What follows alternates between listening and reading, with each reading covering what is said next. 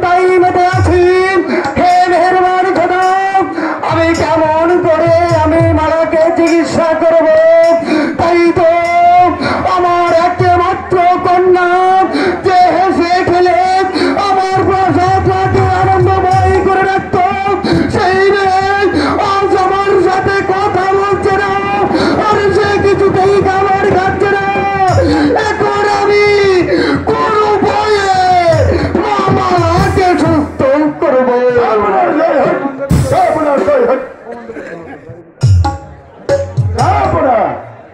সেনাপতি গোলাম খান, তুমি কি জানো আমার একমাত্র কন্যা মামা আমাকে পিতা বলে কেন ডাকছে না?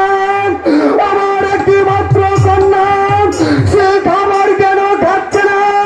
তাই তো আমি কেমন করে আমার মামাকে সুস্থ করবো? সেনাপতি গোলাম খান, এই তো আজ আমি শুধু তোমাকে একটি কথা বলতে চাই।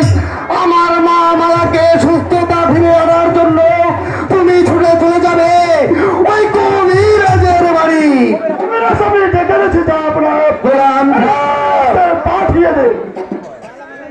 আসসালামু আলাইকুম হুজুর। যাব না? আমাকে কিসের লাগে আইবার কইছেন? কবিরাজ, তোমাকে যে জনরোগী দেখতে হবে, এই কে আছিস? মালাকে পাঠিয়ে দে।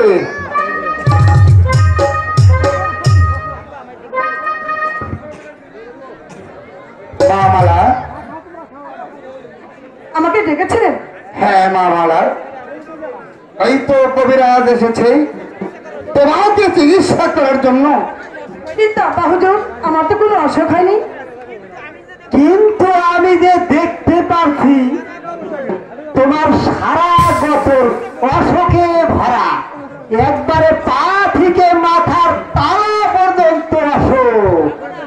যাব না কবিরাজ, তাই আমি মন্ত্র তন্ত্র আরম্ভ করলাম। কুইচারমার পিঠুনি, তার হচ্ছে চিলঙ্গনি,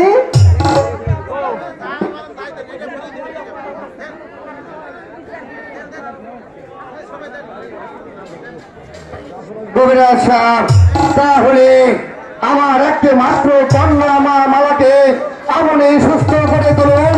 আমি যতক্ষণ পর্যন্ত অন্তর্জীবনে অপেক্ষা করছি, চলে আসুন গোলাম খান।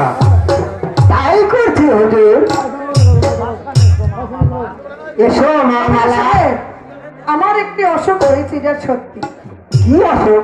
কিন্তু কি অসুখ হয়েছে জানেন? বলে। প্রেম